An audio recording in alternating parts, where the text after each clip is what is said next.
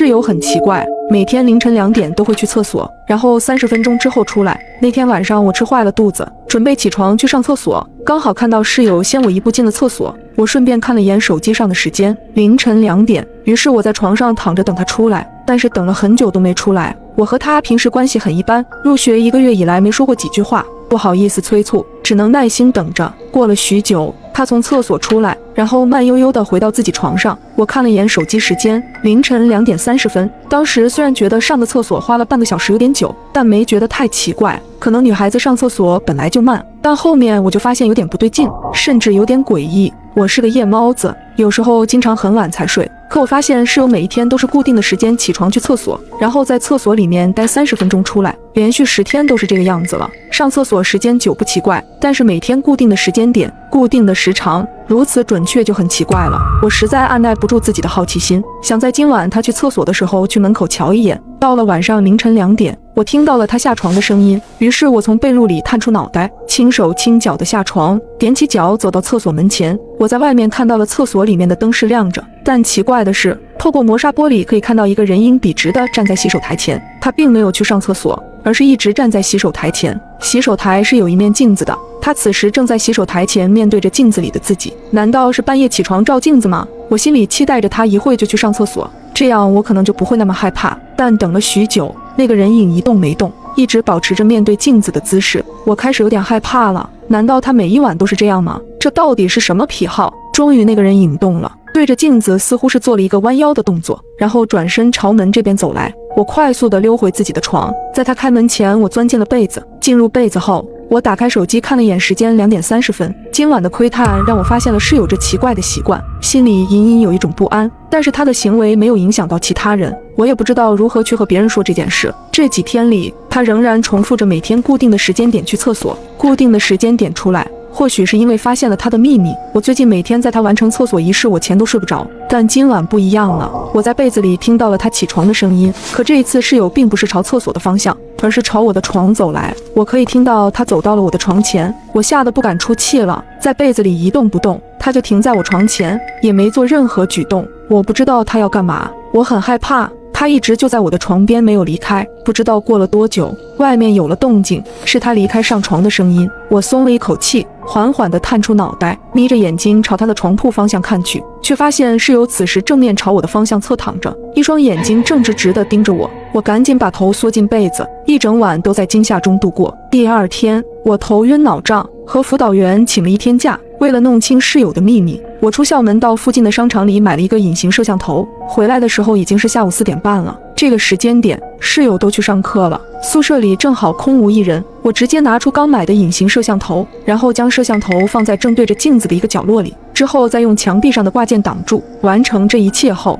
我又在学校附近开了一个房间，准备实时监督。宿舍今天是不敢住了。凌晨2点，闹钟响起，我腾的一下从床上爬起，拿起手机就打开了设置好的监控视频画面。果然刚打开没几秒，室友就已经进入了厕所。他背对着摄像头，直直地站立在洗漱台的镜子前。镜子里的他此时双眼半睁着，显得有点呆滞，可他并没有做出什么奇怪的举动，就是一动不动地站立在镜子前。这个状态也不像是在照镜子自我欣赏啊，难道他有梦游症？在我一通胡思乱想后，监控里面的画面有了变化。这个变化让我瞬间全身发冷，头皮发麻。监控视频里面，镜子里室友的脸起了变化，准确的说，镜子里他的脸变成了另一张脸。镜子里的人脸色惨白，双手抱着自己的头，嘴巴呈现一种大声喊叫的方式。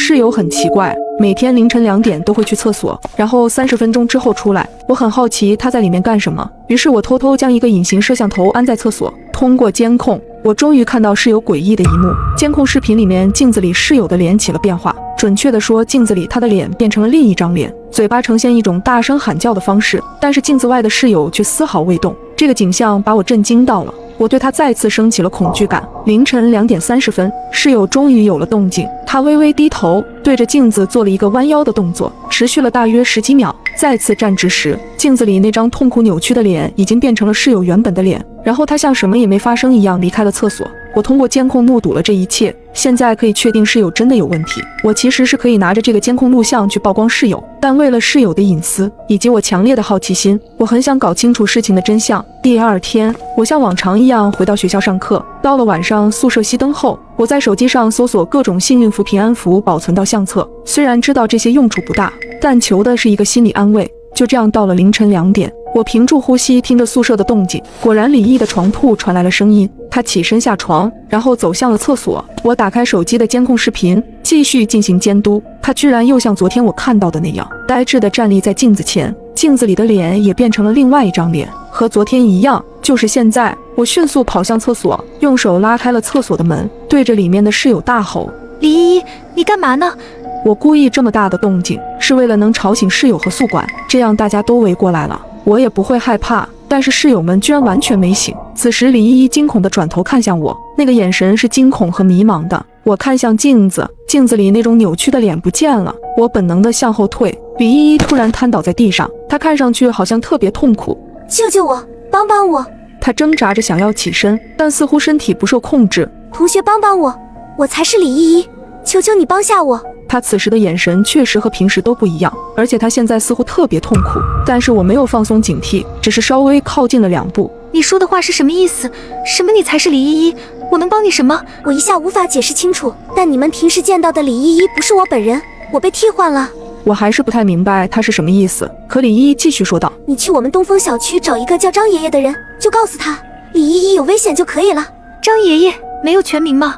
我想多问一点细节，但是李依依已经昏死过去，不省人事了。天亮之后，我起得很早，李依依不知道什么时候已经回到了自己床上。此时她背对着我，紧紧裹着被子，也不知道她有没有在睡觉。我没有去管，而是拿着手机直接去了辅导员办公室。到了辅导员办公室，我一眼看到了坐在辅导员旁边哭得眼睛红肿的李依依。我愣在门口揉了几下眼睛，我明明出门的时候她还在宿舍的床上的呀。此时导员注意到了我，立马招呼我进来。酱汁啊，你怎么可以霸凌同学呢？辅导员的话让我一头雾水。老师，您这话什么意思？依依今天早上醒来的时候，发现自己躺在厕所地上，你合伙宿舍的另外2名同学孤立她，对她实施冷暴力，给她造成了很严重的心理压力。我真的越听越委屈，越想越来气。我拿出手机，打开监控视频，将手机递给了辅导员。老师，您自己看吧，她根本就不正常。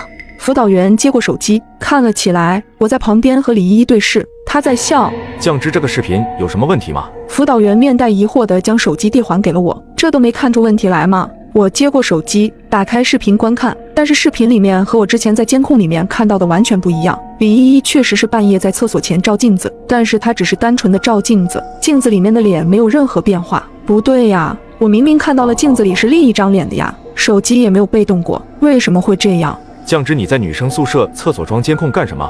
我惊慌失措地看向辅导员。你这样是犯法的，你知道吗？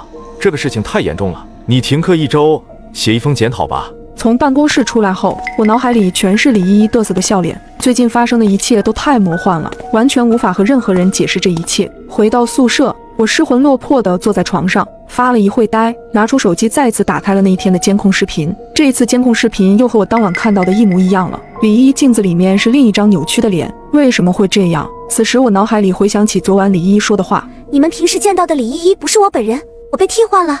你去我们东风小区找一个叫张爷爷的人。我惊恐地把手机扔到一边，也许现在能解释这一切的就只有那个叫张爷爷的人了。